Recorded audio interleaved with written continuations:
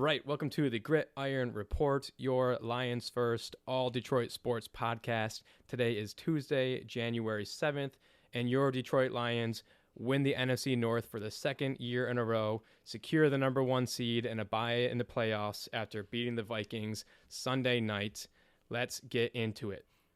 Before we do so, a little bit of house cleaning. If you've listened to us for quite some time now, we are no longer going to be going on Twitter Spaces. We will not be going live. Instead, we will be coming to you on all platforms that support podcasts, be it Spotify, Apple Podcasts, wherever you listen to your podcast. You can catch us each week. If you're a new-time listener, I'm Tyler. What's up, guys? I'm Kiel. We're both Detroiters, been Detroit fans for 20 plus years. We're going to be coming at you each week just talking about the previous week's game, the upcoming week's game, and hopefully have some interesting takes along the way, on top of just some other Detroit sports stuff outside the Lions as well. So let's get into it. First and foremost, we're going to start with just last week's game. Sunday night, the Detroit Lions 31, Minnesota Vikings 9, and what turned out to be the third most viewed NBC night game in NFL history. Kyle, let's just start with you and your overall thoughts on the game.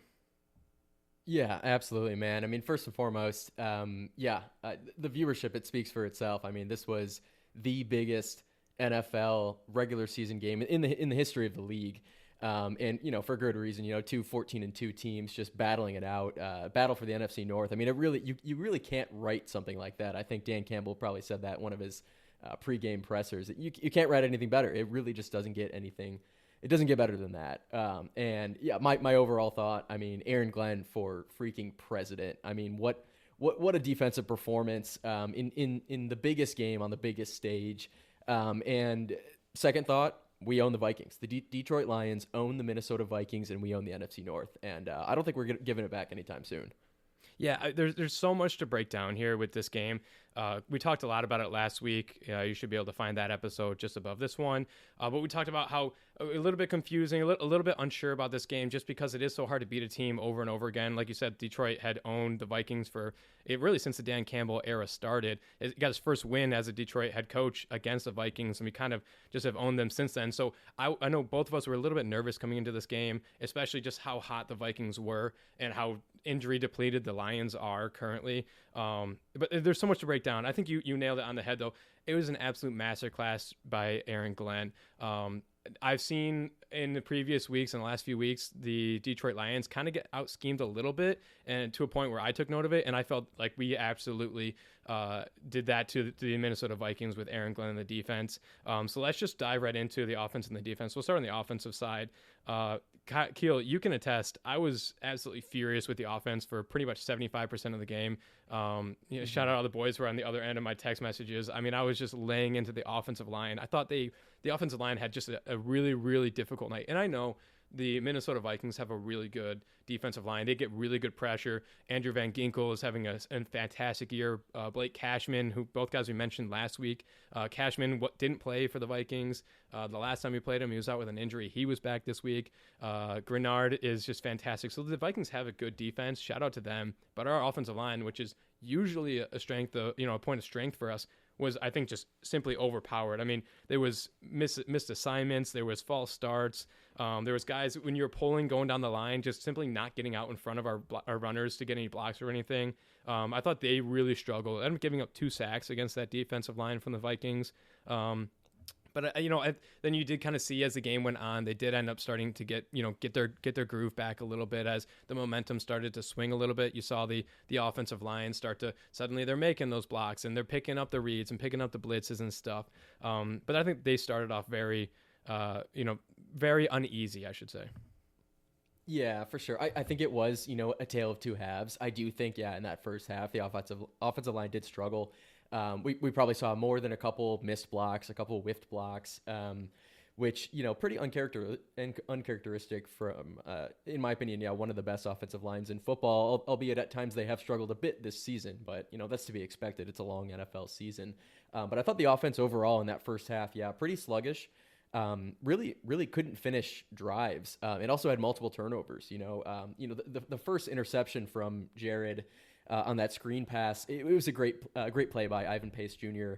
I believe he's a linebacker for the Vikings. I thought Craig Reynolds, he kind of, after that chip block, got a little bit too close to Jared, and it was kind of hard to then, lay that ball over top of the defender to get it to Craig.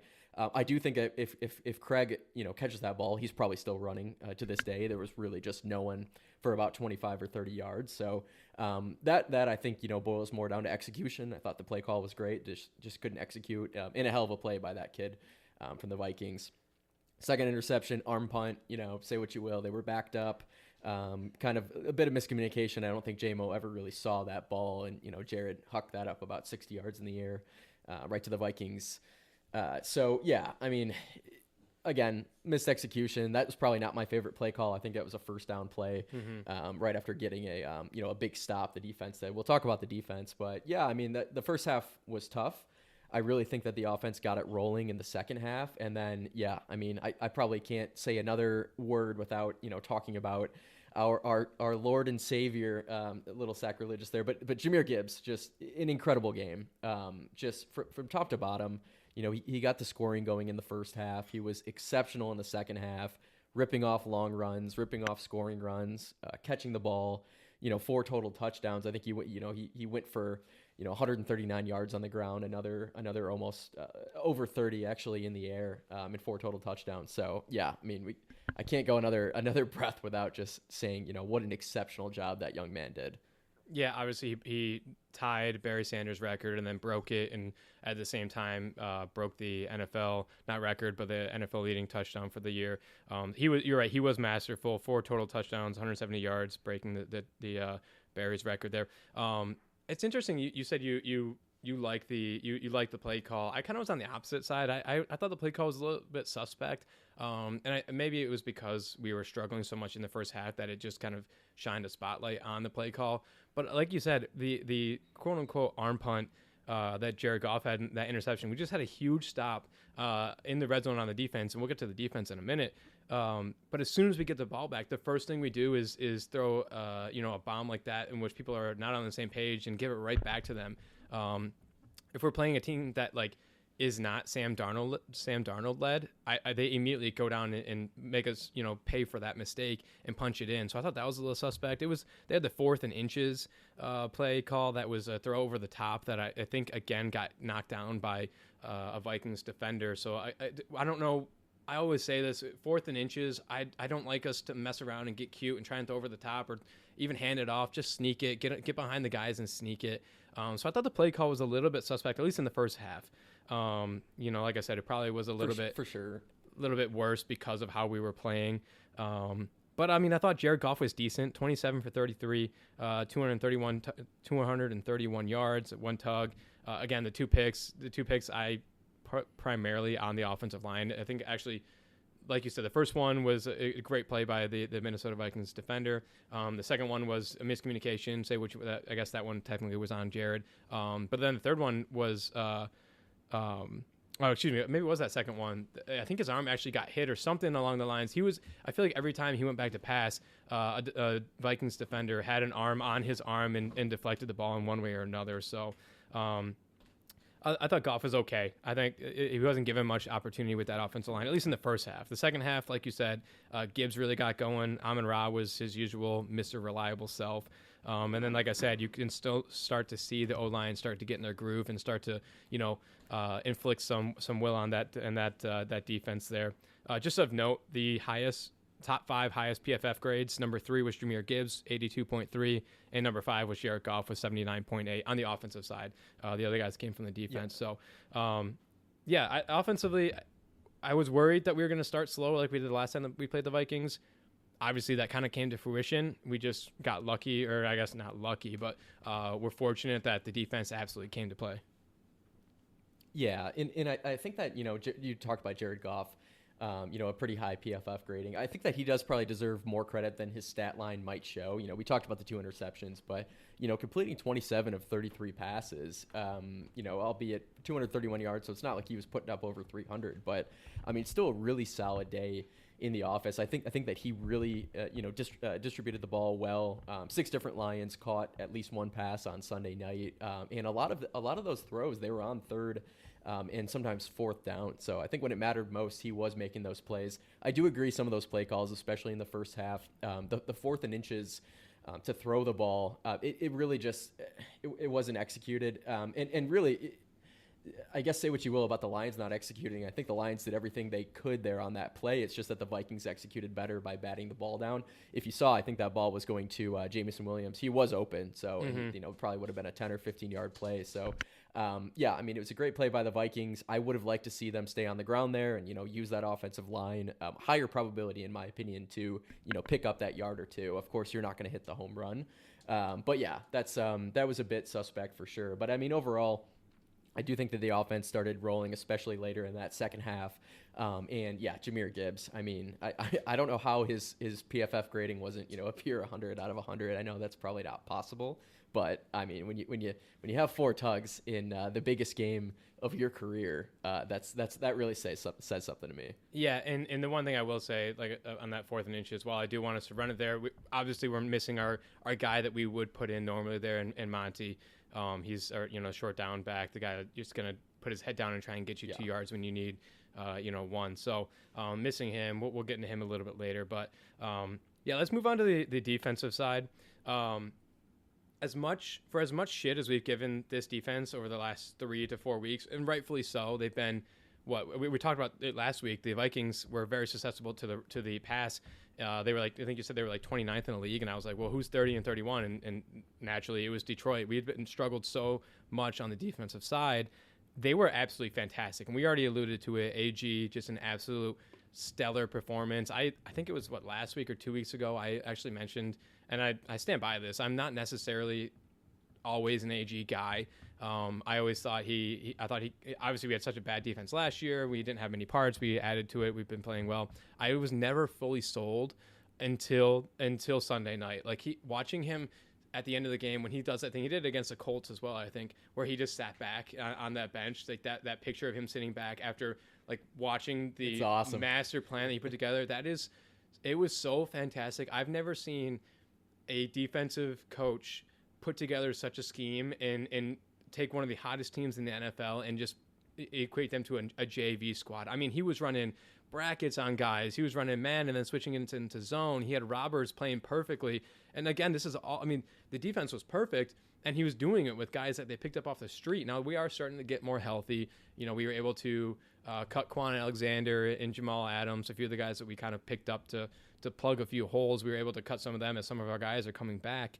But we're still far from 100%. We still definitely have guys out there that on an everyday roster probably won't be seeing many snaps. So he was absolutely fantastic. And for as good as he was, a lot of the guys for us performed. I'm curious to see what you thought of the defense and in specific a few guys. I have a few guys in mind that I think absolutely deserve shout outs. Hell yeah. Absolutely. I think just, talking about the man of the hour, Aaron Glenn, I think he proved without a shadow of a doubt, in my opinion, that he deserves to be a head coach in the National Football League.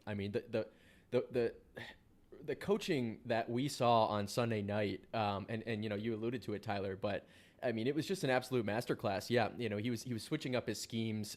He was, we're talking about, shutting down 2 of the best receivers. Certainly Justin Jefferson, one of the best receivers in the league, and then Jordan Addison, a very, very good wide receiver too, who probably could be a wide receiver 1 on other teams.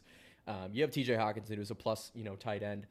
To be able to shut them down, holding Jefferson to 3 receptions for 54 yards. Jordan Addison, he might as well have just been, running a marathon, running cardio out there all game. He had 1 grab for 0 yards.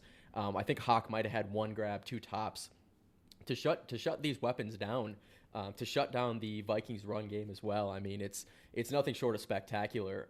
What I really want to just focus on for a second, just in particular on the defense, the red zone defense, they quite literally were perfection. Mm-hmm. Twice the Vikings had the ball in and around the 5-yard line of the Lions, and the defense kept them out of the end zone both times. The Vikings ended up being 0 for 4 in the red zone on Sunday night. So yeah, when the going got tough, and one of it was One of them was, a Jared Goff interception on that screenplay where the Vikings got the ball back down to like the 7-yard line. To hold this Vikings team out of the end zone there, at the very pivotal points in the first half when touchdowns, the multiple touchdowns might put the game out of reach almost. It's extremely pivotal, and to have that defense step up like that, I mean, it's so spectacular. Yeah, I think against, if we are trotting out there a normal defense with a normal defensive coordinator, I think we lose this game by at least 2 touchdowns. The offense, they obviously turned it on in the second half, but they set this defense up so poorly in the first half. Like over and over and over again, this defense was asked to perform in unfair situations, and they just kept coming back. They kept performing. They kept rising to the occasion. They were fantastic. I mean, you mentioned the weapons and how inefficient they were. The Vikings weapons were. I had the numbers in front of me. So you had Darnold, who was 18 for 41, which is disgusting. 166 yards, a passer rating or just a QBR rating of 55.5. I mean, that is just absolutely horrendous. You had Jay Jetta, like you said, Justin Jefferson, one of the best, if not the best, receivers in the game. He had 3 catches for 54 yards, and he had a long of 31. So of those 54 yards, basically one of those plays was more than half of those yards. Jalen Naylor, who's actually been pretty good for the Vikings as of late, 3 catches, 53 yards, so essentially the same as Justin Jefferson. Hawk had 2 catches for 9 yards. Michigan State Spartan, Jalen Naylor. Yeah, having a really great season. Take a look at him if you haven't watched him. But Aaron Jones, who I think ended up getting hurt a little bit. I saw him on the sideline. He kind of was in and out. They went to Cam Akers a lot. Aaron Jones had 45 yards and 10 carries, and it actually kind of was Akers who did the most damage against us. He had 65 rushing yards on 6 carries. So, but again, of those 65 yards, he had one long run of 58 yards. So all those pretty much came in one. So it really, I mean, just absolutely masterful what they were able to put together. And like I said, AG deserves all his credit. If you go back and watch the tapes, I mean, the creativity he was doing, everyone notices when the creativity comes on the offensive side, right? You have an offensive lineman going out and catching a pass. You have a fake flea flicker that goes to a receiver and he does a hook and line. You can see that creativity on the offensive side. On the defensive side, it's a lot more subtle. You have guys that like really only, if you really know football, you're like watching and seeing how they're handing guys off, what kind of formations they're running. You don't really get the appreciation, but if you watch him break it down, he was so good at confusing Sam Darnold that he literally turned him back into a pumpkin. But it's just as important, I think, as AG was, that we had guys like Alex Anzalone back out there. He was so fantastic. Like, Jack Campbell's been great in his absence, but Anzalone is so pivotal to this team. I thought he was going to come back and be on a snap count, but he was out there damn near the entire game, if not too long. Like, at the end of the game, I think a lot of us were saying, like, why is he still playing? We're up by 2 scores, get him out of this game, please. But he was absolutely fantastic. He had 7 tackles, 3 solo. Just, you can watch him just directing this defense left and right. He was absolutely fantastic. Absolutely. It was so great seeing those long golden locks just flying around the entire field. I think he had 5-6 tackles, and he was just all over the place. Maybe a couple passes defended. Loved what I saw out of Anzalone.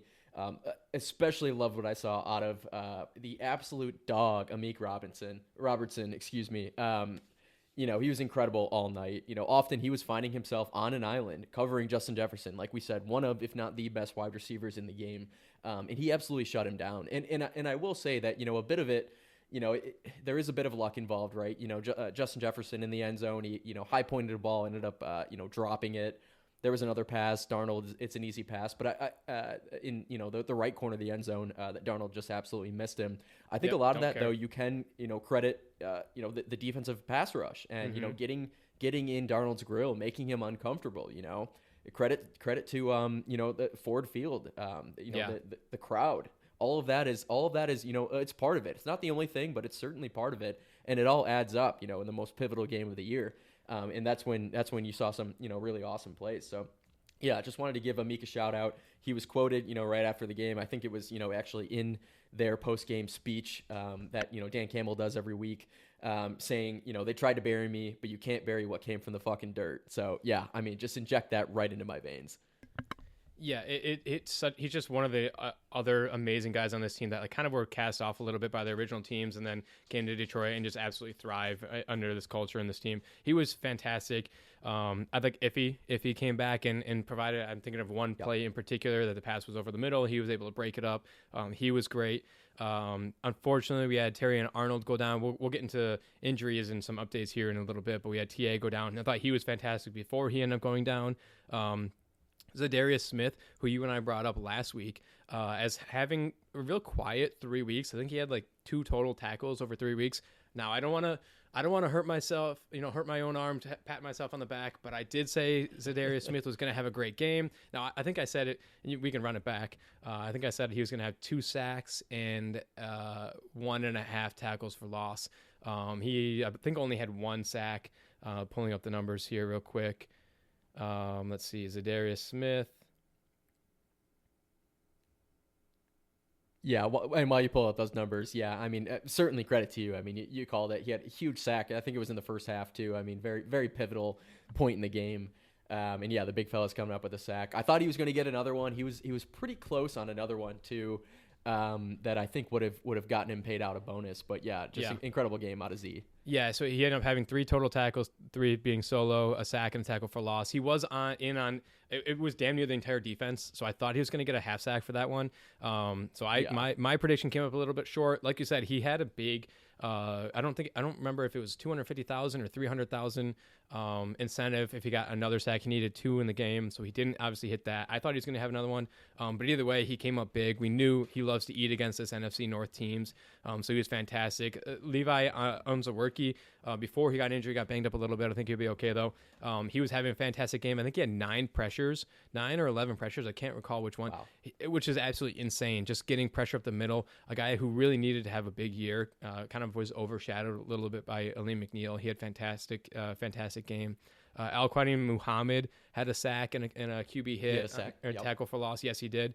So I mean, absolutely fantastic by the team. They had not Jared Goff. They had Sam Darnold absolutely in hell. And like you said, it might be a little bit of luck that Darnold had some wide open guys and wasn't able to make the pass. But like you said, Ford Field and the pressure that this D line was able to get to him, I truly think he might have caught some luck a little bit, but the pressure caused the force that luck to kind of fall on our side and make him make those mistakes. So outside, so I said the highest PFF grades on the offensive side of the top 5, number 3 and 5 were from the offensive side, being Gibbs and Goff.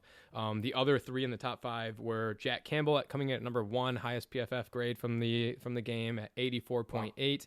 Number 2, Levi Onwuzurike at 83.2, and then number 4, Al-Quadin Muhammad at 81.2. So I mean, just these guys that Levi, who obviously, like I said, was kind of taking a backseat to Aleem. Al-Quadin Muhammad, who I don't even know if he was on this team to start the season. These guys are just stepping up. They played absolutely fantastic. And the one thing I will say, I would be remiss if I didn't mention Kindle Vildor, who had an absolute, we rag on the guy a lot when he does get into play. He kind of only comes in now because of injuries, and he obviously got in on Sunday because of the TA injury. I thought he was really good. When we rag on the guy when it deserves so, we'll also give you your flowers when you deserve so. Vildor, I think was very good. He ended up having, a pass defended, 2 tackles coming in kind of at the last minute. So I shout out to him. Hell yeah, absolutely. I mean, all these guys. I mean, we talk about answering the bell when your name is called, and there's so many Lions that have done that over this season. It's obviously a ton of injuries, and there's so many guys that have answered the call. So yeah, it's phenomenal to see. It's phenomenal to see this defense finally put together an incredible game. The biggest game of the year. Really can't be overstated, and really just awesome momentum going into the playoffs. I think it would have been very, very difficult, in my opinion, to go into the playoffs if you would have given up 30 plus points to this Vikings team, even if you won, because then there's the question mark. Can you continue to get in shootouts? Knowing that this defense, who had been so good for the first half of the season, battled through injuries, had some bad games, to know that they still have good games in them and they're getting healthier again. And Aaron Glenn, can pivot and change his schemes up. It's just it makes me feel so much better about where this team can go in the playoffs. Yeah, we we talk so much about this high-powered offense, and we've been, knock on wood, we've been fortunate that they've been healthy. But this defensive side that's been so injured, how many times have we come on this episode? If you're a new listener, again, welcome. If you're a listener for a few months now, you've been listening as well. For these grid of the weeks that we've been giving out, we'll get to ours in a second. We've given them to so many different guys. There was like a 3-week span in which Brian Branch was the best player on this defense. He was playing out of his mind. Last week we were talking about Kirby Joseph having an absolutely insane game. This week we're talking about Amik Robertson.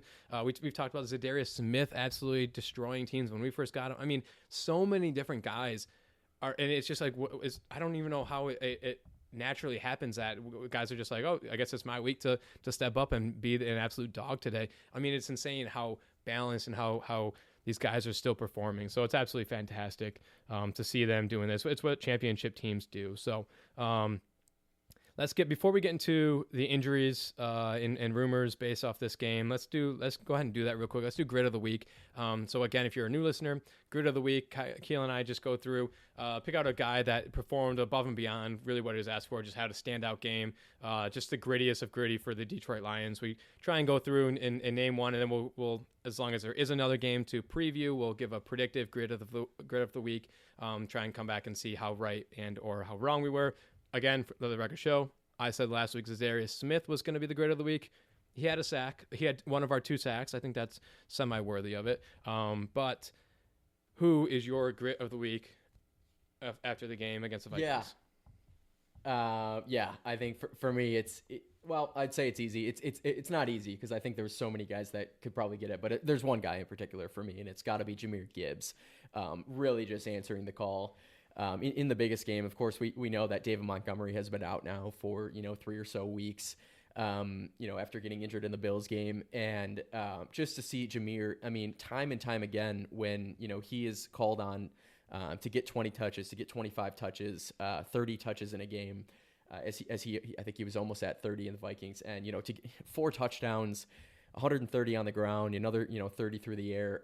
It's so exceptional for me to see a guy like that just blossom. A guy who we know has just an incredible skill set, and now on the biggest stage when his partner in crime is injured and can't be out there, and it's all on him, and he performs like that. I mean, that's just the epitome of grit to me. So for me, it's Jahmyr, and with a very close second being Amik Robertson, just absolutely locking down Justin Jefferson all night, and really just balling and being one of the leaders on that defense. Yeah, this was a really difficult one for me because it's hard. You got the guy who breaks Barry Sanders' scoring records for the Lions. He literally is leading the NFL in touchdowns, and Jahmyr Gibbs. At the same time, and he was fantastic, but I had to give my grid of the week. I'm going to give it to Aaron Glenn. I was so... hell yeah. I could not stop smiling. During the game, I was, again, furious with the offense. I was expecting, as anyone would, that eventually the defense would make a mistake and give up. You'd only ask so much from them, especially the defense that kind of we've shown for the last 3 weeks. So I wasn't happy during the game. But after the game, watching the guys and watching AG's pressers and all the defensive guys, I couldn't stop smiling. Put together the most perfect game plan. So I got to give it to AG. And I'm going to do a little sprinkle of grid of the week on Amik Robertson as well. We've already covered him plenty. You mentioned it. A guy who, pulled up by his bootstraps, came out of the Raiders organization. I think he, at one point, said he wanted to be a Raider for life, and then we traded for him this offseason. And he's just, taking on the role of Detroit. Has been fantastic, especially at a time when a lot of our defense is out. He was absolutely fantastic. So I'm going to go Aaron Glenn with a sprinkle of Amik Robertson with a little hint of Jahmyr Gibbs. We'll give him a little bit there. So, but majority we're going to go to Aaron Glenn. Hell yeah. Love it. Love it. They tried to bury my boy Amik. They can't bury him. Can't bury it. It comes with the fucking dirt. Okay. So let's get into, before we get into the other segments, let's get into some injuries and news, rumors, and reports. Yep. So we already mentioned it, the Terrion Arnold injury. I have in my notes, and I tweeted it out. I was going on a rampage on Twitter just because I mentioned I was so furious with the offensive line. It was right immediately after the offensive line. Essentially, what I would attribute to them is interception. The defense goes right back on the field, and then Terrion Arnold gets hurt almost immediately. Kind of hard to tell which one. He flipped over, had a tackle along the sideline, kind of flipped over, caught his foot, got a little hyperextended, went down in some pretty serious pain, and ended up being carted off the field. I think they might have had his leg in an air cast or something. Sideline on the side, or emotion on the sideline, but Terrion Arnold is just an emotional guy. I think that's pretty safe to say. They talked to him after the game, in which he was in a boot in the locker room. He was wearing a boot, but I think it was Rieger who asked him like, what's the update on the injury, and Terrion Arnold was like, no, I'm going to play. After our bye, we come back, I'm going to play. At the time, you kind of take that or leave it based on just a guy who doesn't, he's just saying that. But then today in the Dan Campbell presser, he did say Terrion Arnold, the x-rays were negative. It's a day-to-day injury. If we didn't have the bye, I think he probably would be out. But with the bye, I think we actually can see Terrion Arnold suiting back up when it does come time to compete in the playoffs. That's huge. Yeah, and we've seen obviously Terrion Arnold improve a lot over this year. Yeah. His rookie campaign, of course. Of course, up and down, but he has been. We've talked about it. He has been called upon to run a significant amount of man coverage, actually more man coverage than any other cornerback in this entire league. So, So take any numbers that he's putting up with a grain of salt. He's still, a very, very good rookie, and it's great to see that injury is not, super serious, and that he could be back for the divisional round because they certainly need him. Yeah. I think at the beginning of the season, we were all a little frustrated with him, and then as he did get hurt for a few games, we had Vildor get out there and a few other guys. We kind of were like, when's TA coming back? Like, we could really use him now. So super glad to see him back out there. I saw he was at the Pistons game last night, I think it was, or 2 nights ago. And or I guess it had been last night. Last night. And just got a standing ovation. So AG was also there. AG got a legit standing ovation. Everyone stood up and clapped him. So fantastic there. A few of the other injuries towards the end of the game, I mentioned it with Anzalone. Like the game was pretty much put away, and Anzalone was still out there a lot with same with a lot of the defenders, and same with pretty much our entire offense. I kind of was a little bit surprised to see them out there for so long, just based on like I didn't want anyone out there. And, like, you watch the Chiefs, they got blown out, but at least they got to rest their starters. So as soon as we went up by 2 touchdowns, I wanted to see everyone get pulled, and they didn't do that. Kind of as a result of that, Kevin Zeitler ended up coming up a little lame with a hamstring injury towards the end of the game. I'm not sure why he was still in. And I will say Dan Campbell is also said when he was talking about Terrion Arnold, he also mentioned Kevin Zeitler is expected to be just fine. His day-to-day should be fine by the time we do come back from the bye. But kind of just interesting and strange that our starters were in there so long, and kind of that you can attribute this injury to that decision. Yeah, certainly strange. And I have to look back and look at the tape to see if they were up by 2 scores or up by 3 scores when it happened. Certainly if they're up by 3 scores, it's a bit of a head scratcher. I do get it if it was only, that 2-score game, to still have that offense. And even in the fourth quarter, you never know what's going to happen. So yeah, I mean, it's a mentality thing that Dan Campbell has had. I certainly don't agree with it when it's that late into a game. Love the mentality, even talking about last week and, the San Fran game, having the starters in, that makes sense to me. That's certainly a mentality thing. But yeah, if we're up 3 scores and the game is, certainly out of reach for, the Vikings to come back, would love to see, the twos go in, especially the, offensive line, which, it's extremely vital. Easy to have injuries on, any given play, right? It can happen. It's the National Football League. So yeah, bit of a head scratcher there for me. Yeah, and the one thing I will say, I think it was last week, or it might have been against the Bears, Christian Mahogany, the rookie behind him, had a fantastic game. And that's who came in for Zeitler when he was injured, was Mahogany. So in a way, good to see the young buck go in there and still be able to perform. But yeah, interesting. And like I said, especially for other guys like Anzalone, who we thought was going to be on a snap count and really wasn't, which was great. We needed him, but like when we're up by at least 2, a guy like him, I'd want to see pulled. So, but nonetheless, Terrion Arnold, Kevin Zeitler expected to be back when we return from our bye week to start the playoffs. The other one, just named today, David Montgomery is set to return for the divisional round. The Sonic and Knuckles duo will be back together once again. We talked about it. Yeah, we'll clap it up for David Montgomery coming back. But we talked about it. And in previous weeks that Gibbs has done absolutely fantastic. I mean, in a way, we would be totally fine with just Gibbs. I'm confident in that. But having Montgomery, maybe that does change our play call on those 4th and inches. Like we said, maybe we're not trying to throw over the top. We're just handing it to Demont and send him up the middle. When we're in the red zone, maybe it's a little bit better. I mean, just absolutely fantastic. And you got to assume it helps morality on the sideline. I mean, that's Jameer Gibbs' brother out there. They're a 1-2 tandem together. They are Sonic and Knuckles. I mean, they're fantastic. I was so happy to see him back. Absolutely. And really, let's just clear the air for a second. David Montgomery is not just a short down back that you can give to on 4th and 1. I mean, Right. he is so much more dynamic than that. I mean, we've seen just over the past 2 years since he's been at Detroit Lion. I mean, how many tackles has he broken? Spin moves, juke moves. I mean, he's exceptional in space. He's exceptional between the tackles. So, I mean, he adds so much to this offense, in the screen game.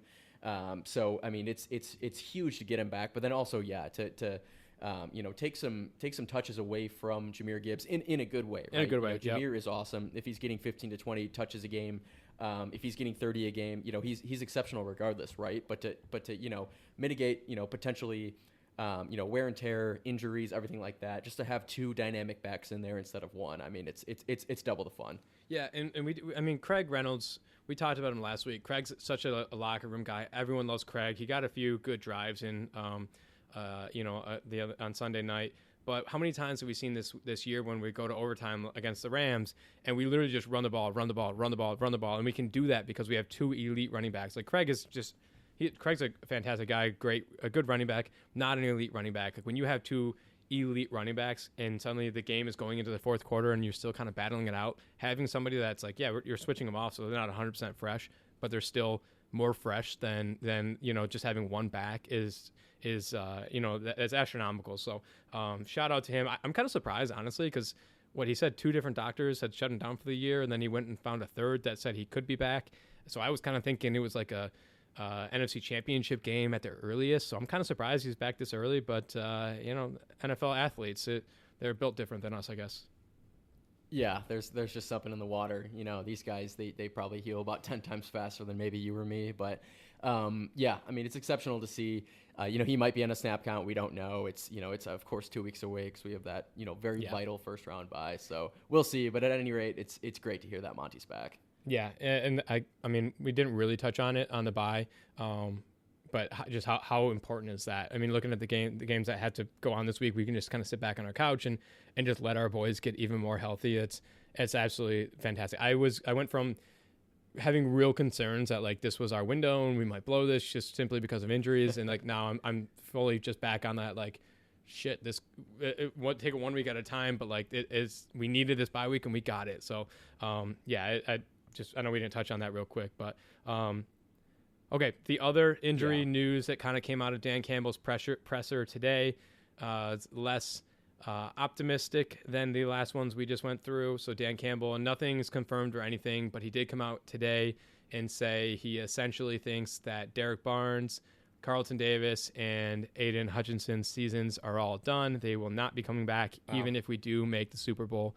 I think say what you want about these guys and what they're, talking about how they're going to come back for the Super Bowl and stuff. And I think it's fantastic. It gives the guys like something like, I mean, I was one of them, like saying like, oh, if only we make it to the Super Bowl, like our team will be healthy again. Like it really, truly, it's like one more week until we're healthy. We're that much closer. And so it did give us something to strive towards. But I think at the end of the day, all of them coming back for the Super Bowl will be so extreme.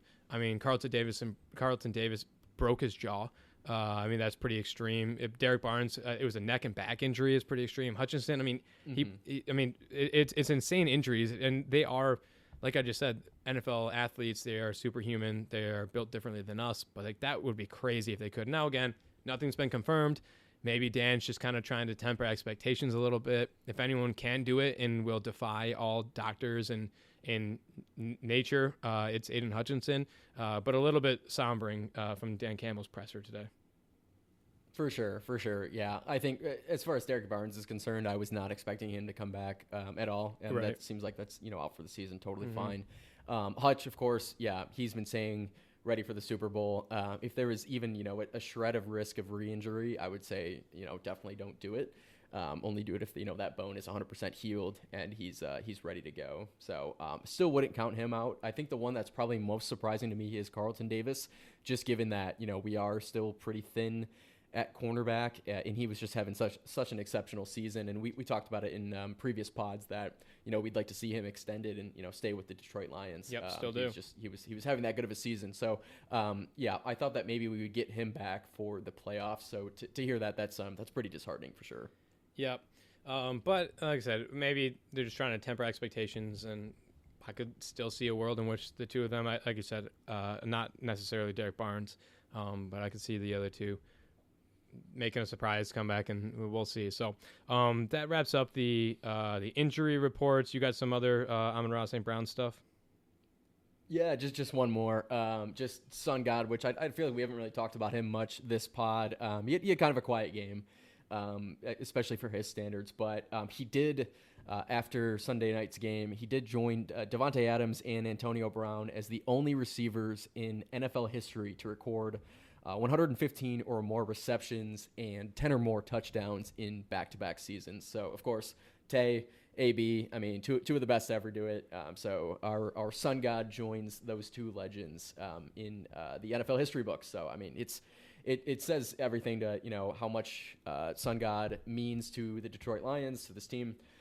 He's exceptional. I think he's a top 5 receiver in the league, and he's proven it in back-to-back seasons now. Yeah, I mean, you're right. We kind of did have a quiet game, but quiet for him is still 65 yards, and it's more important as to when those yards came. Like I said in our review, just Mr. Reliable. If you're a new listener and we come at you with these stats, if Kyle's saying it, that usually means he's done some background into it and looked into it. If I'm saying it, that usually means I saw it on Twitter and wrote it down, and I'm bringing it to you with very little to none, no background check on that. So got to know that one's probably true. Yeah, okay. It's true. I saw it on Instagram, so it has to be true. Okay, if it's Instagram, it has to be true. Absolutely. So again, if you're new listener here, what we kind of do, we review the last week's game, go into grid of the week, any injury news reports, stuff like that, into like a segment 2 of previewing the upcoming game. Obviously, we don't have an upcoming game for the Lions. We are lucky enough to go into that bye. The Detroit Lions will be waiting to see who they play upcoming next week. We could either be playing the Los Angeles Rams again, Minnesota Vikings again, Washington Commanders, or the Green Bay Packers again.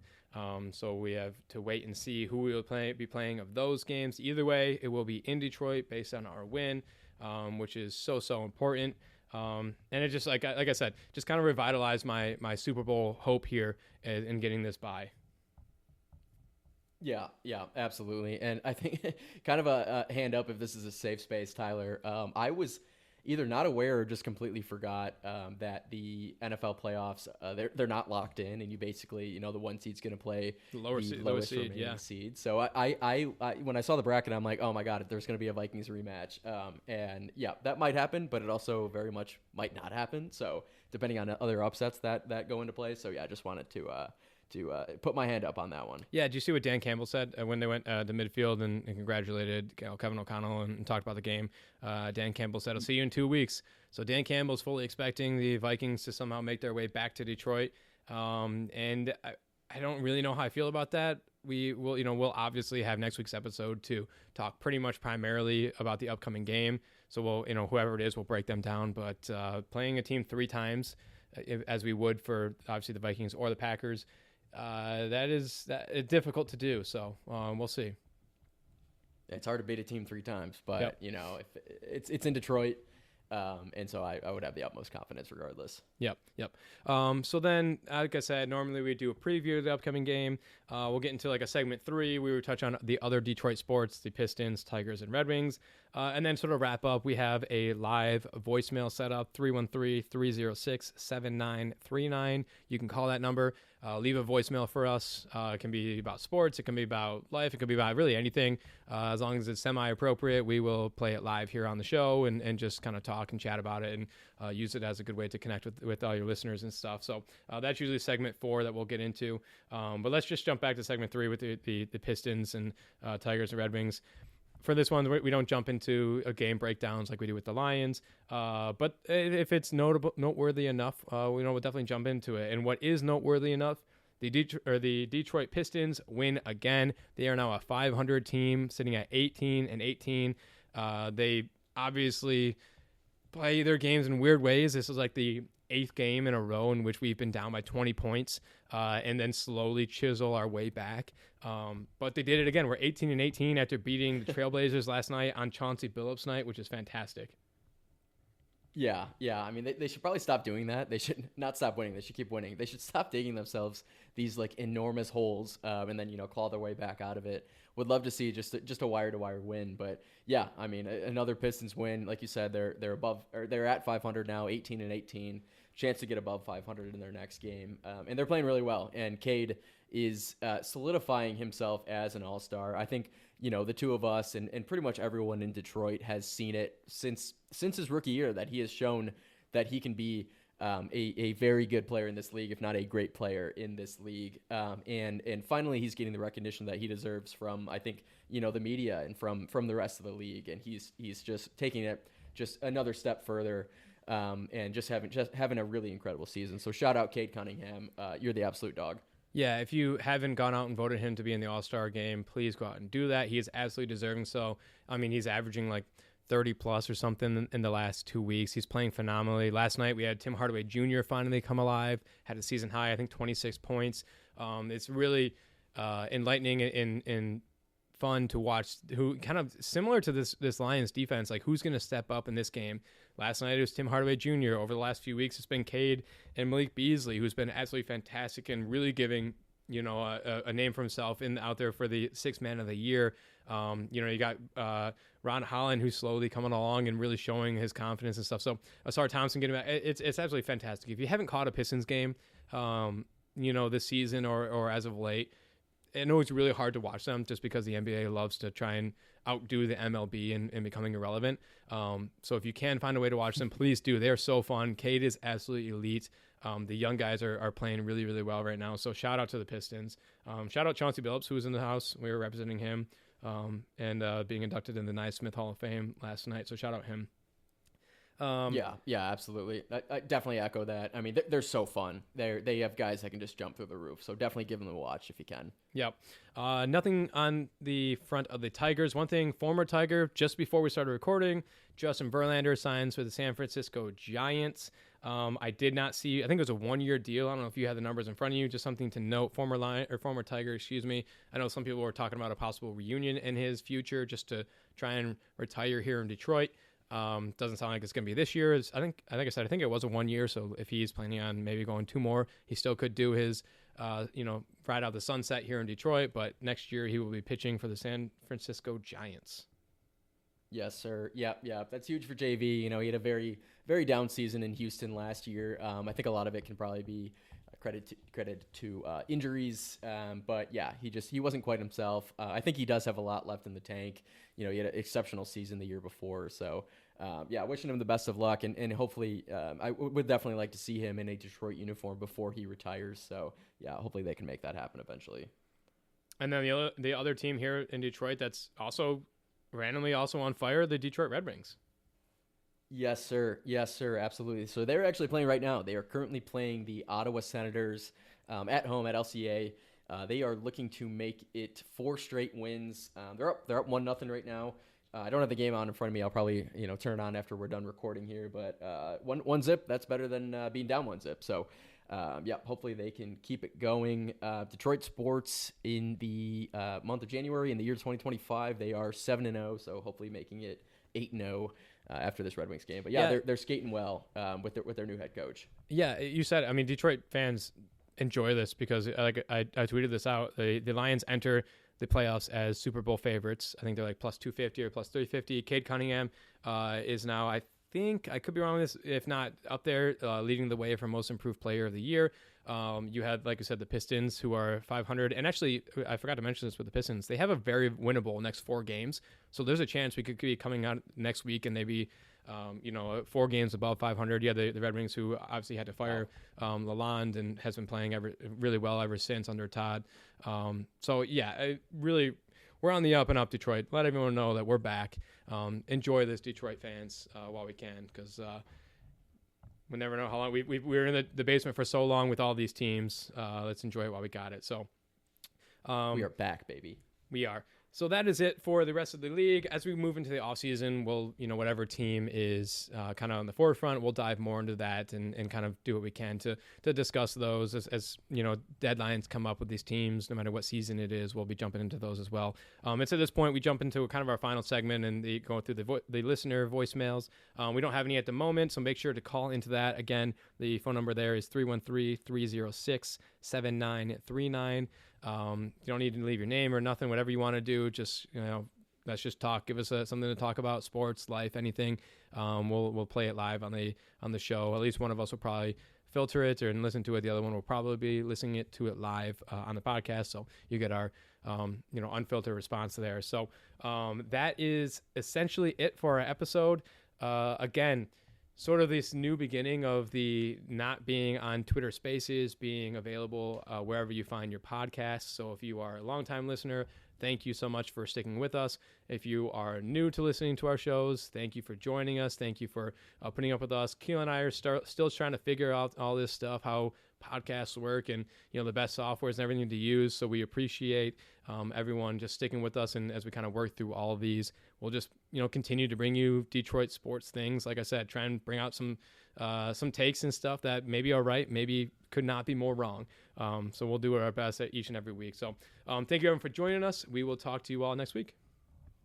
Thanks, y'all. Restore the roar.